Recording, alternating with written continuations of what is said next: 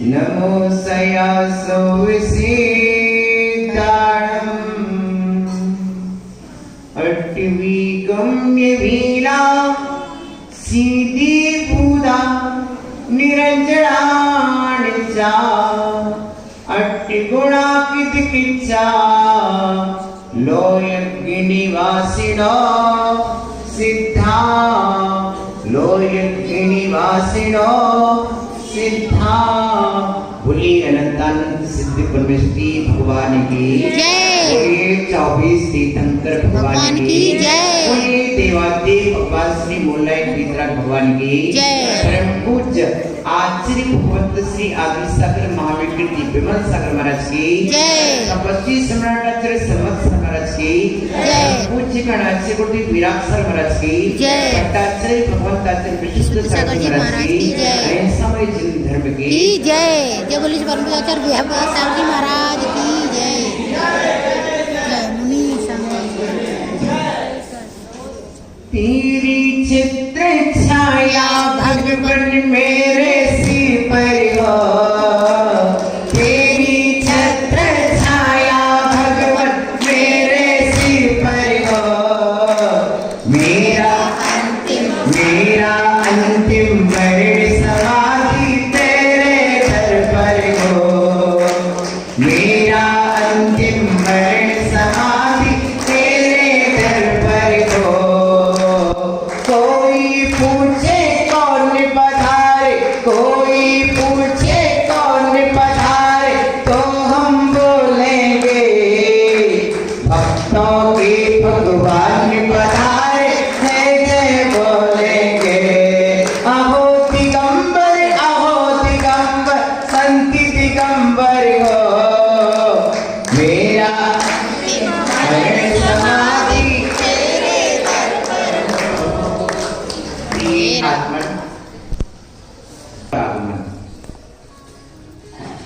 प्रिय आत्मन तीर्थंकर भगवान श्री महावीर स्वामी ने विपुलाचल पर्वत पर जो दिव्य देशना प्रदान की, वह दिव्य देशना प्रमाण और नयों से भरपूर थी। जो प्रमाण और नयों से ओतप्रोत होती है, वही देशना प्रमाणभूत होती है। प्रिय आत्मन, अभी तो ग्रीष्म काल का आनंद लो। कल के दिन का कौन भरोसा, आज का दिन हम खोए क्यों। कल के दिन का कौन भरोसा, आज का दिन हम खोए क्यों। जिन पलों में हंस सकते हैं उन पलों में रोए।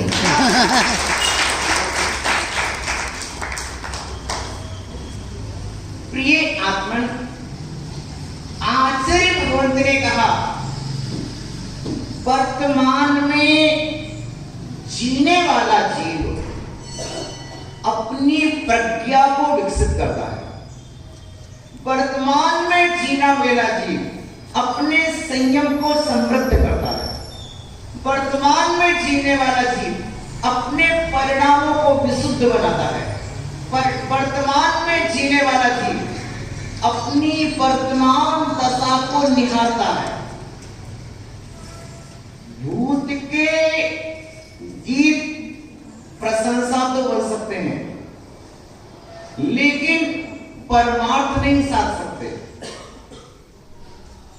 भविष्य की योजना बना सकते हैं, पर भविष्य को क्रियान्वित करने में समय है।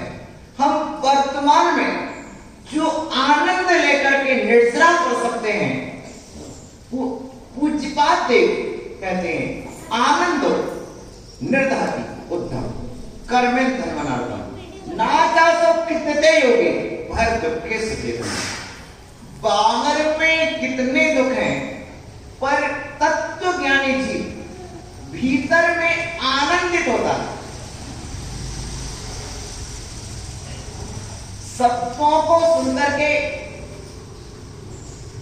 ये जानता है कि शब्द मुझे दुख नहीं देता, शब्द मुझे सुख नहीं देता, शब्द पुद्गल भूत है, शब्द पुद्गल भूत है, शब्द पुद्गल भूत है, शब्द जड़ है, शब्द अचेतन है, शब्द सुख नहीं देता है, शब्द दुख नहीं देता है।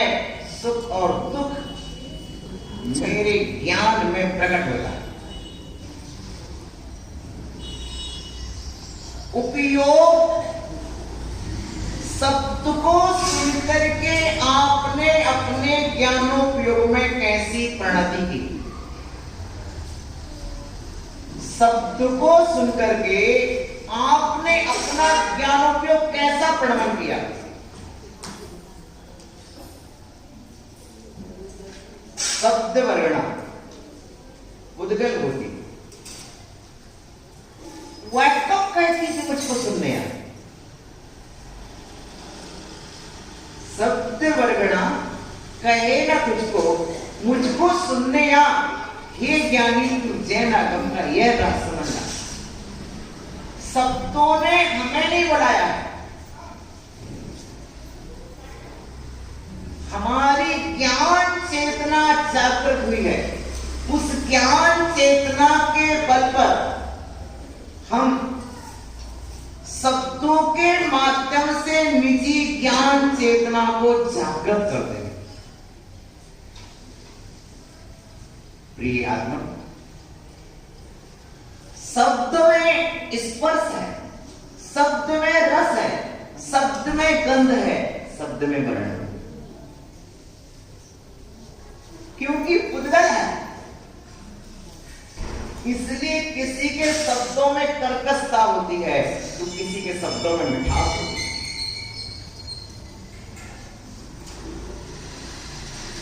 अभी अध्यक्ष जी बोले, जब अध्यक्ष जी बोले तो सुपरस्टार अमिताभ बच्चन तो इधर चल रहे। प्रिय बंधुगण, शब्द शब्द शब्द है, पर शब्द में कौन उतर के आया है? पानी में मिठास शक्कर उतर के आ जाती है, पानी में नमक उतर के आ जाता है तो पानी का स्वाद चेंज हो जाता है। उसी तरह शब्दों में आपकी कौन सी धारा उतर के आई? शब्दों में ज्ञान धारा आती है, शब्दों में भक्ति धारा आती है, शब्दों में कर्म धारा आती है। जीव अपना उपयोग जैसा लाता है। ये हमारी माताएं कभी पानी में शक्कर डालती हैं, कभी पानी में नमक डालती हैं। पानी को खारा करने की क्षमता और पानी को मीठा करने की क्षमता, बोलो आप में है कि नहीं? बोलो, आप पानी को खारा कर सकते कि नहीं? आप पानी को मीठा कर सकते कि नहीं? बोलो, कर सकते। आपने नमक डाल दिया तो पानी खारा हो गया, और आपने शक्कर डाल दी, पानी मीठा हो गया। उसी तरह शब्दों के भीतर आपने वाणी कैसे, ज्ञान कैसा डाला है? जब ज्ञान के उपयोग में विशुद्धि खेलती है, विशुद्धि खेलती है, विशुद्धि खेलती है तो उसका प्रभाव अचिंत होता है, अचिंत होता है। प्रिय बंधुओं, प्रिय बंधुओं, और किन जीवों का कौन सा पुण्य है मुझे क्या मालूम, मुझे क्या मालूम। प्रत्येक जीव का अपना अपना पुण्य होता है। और शिशु के पुण्य के उदय से मां के आंचल में दूध आ जाता है। जी, शिशु के पुण्य के उदय से मां के आंचल में दूध आ जाता है।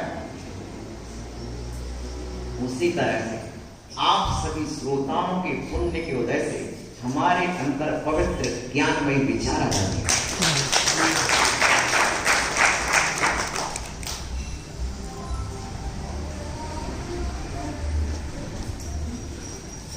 तुम्हारा पुण्य उदय ही तीव्र है तो मैं क्या करूं?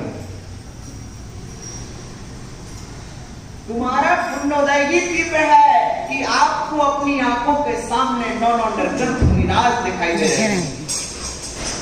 ये तुम्हारा पुण्योदय है, ये तुम्हारा भाग्योदय है, ये तुम्हारा सौभाग्योदय है। हम भगवान की पूजा करते समय आवाहन करते हैं, देव शास्त्र गुरु अत्र अत्र अत्र अवतार अवतार संभूषक आवाहन, लेकिन वो परोक्ष रूप में होती है।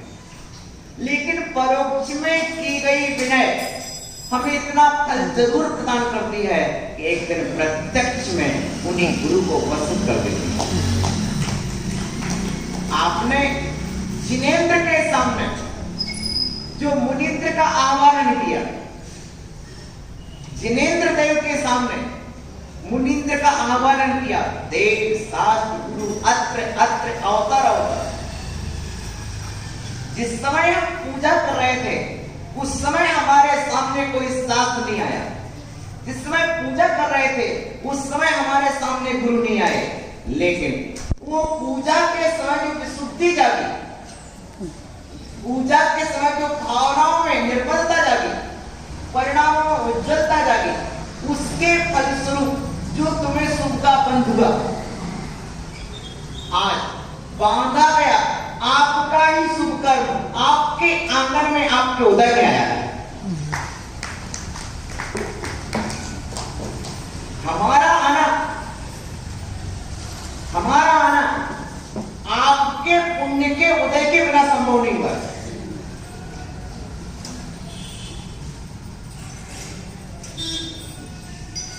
हमारा आना जो हुआ है आपके परम पुण्य के उदय से हुआ है। और जब तक आपका परम पुण्य का उदय रहेगा मैं आपके आंगन में विराजमान रहूंगा। क्या पुण्य का साधु का दर्शन कहीं पाता नहीं, दिल दुखी है तो सहा जाता नहीं। एक समय कौन था? बनारसी दास का। बनारसी दास प्रिय बंधुओं, आचार्य भगवंत कहते हैं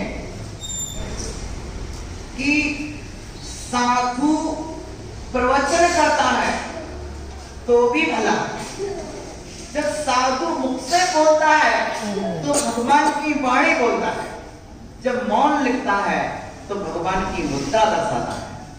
इसलिए ये साधुओं की छवि का अवलोकन मात्र कर लेने से कर्मों की निद्रा हो जाती है।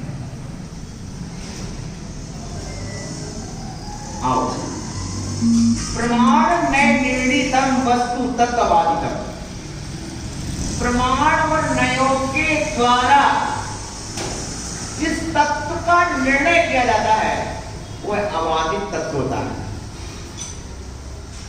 प्रिय आत्मा, प्रिय आत्मा,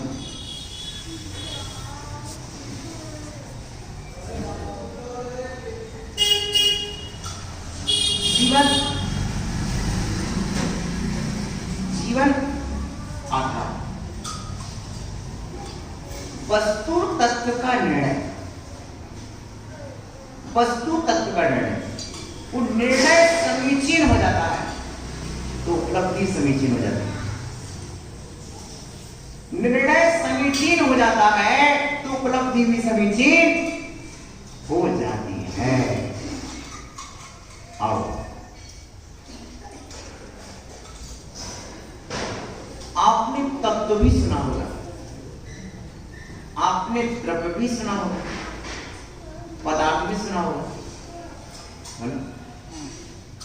तत्व कितने होते हैं? पदार्थ कितने होते हैं? द्रव्य कितने होते हैं? अस्थिकाय कितने होते हैं? अस्थिकाय 5 होते हैं, द्रव्य 6 होते हैं, तत्व 7 होते हैं, पदार्थ 9 होते हैं। ठीक है, अब आप कौन हो? जीव। आप जीव तत्व हो कि जीव अस्थिकाय हो कि जीव पदार्थ हो कि जीव द्रव्य हो।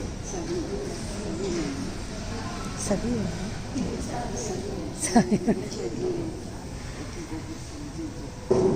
मैं जीव अस्थि काय हूं, मैं जीव द्रव्य हूं और मैं जीव तत्व हूं, मैं जीव पदार्थ हूं।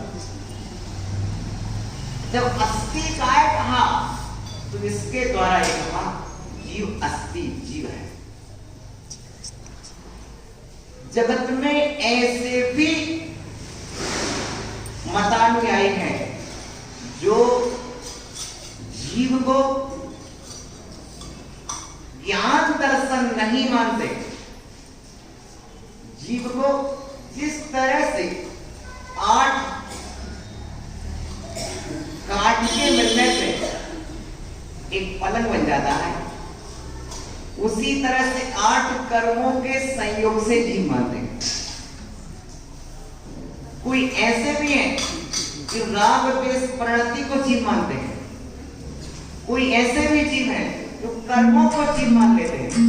कोई कर्म के उदय को जीव मान लेते हैं। कोई कर्मों के बंध को जीव मान लेते हैं। कोई कर्मों की तारतम्य को जीव मान लेते हैं। प्रिय बंधुओं, सुनो सुनो, कर्म का उदय एक काल की अवस्था है। उदय सदा नहीं रहता। उदय, क्योंकि जिसका उदय होता उसका अस्त भी होता है।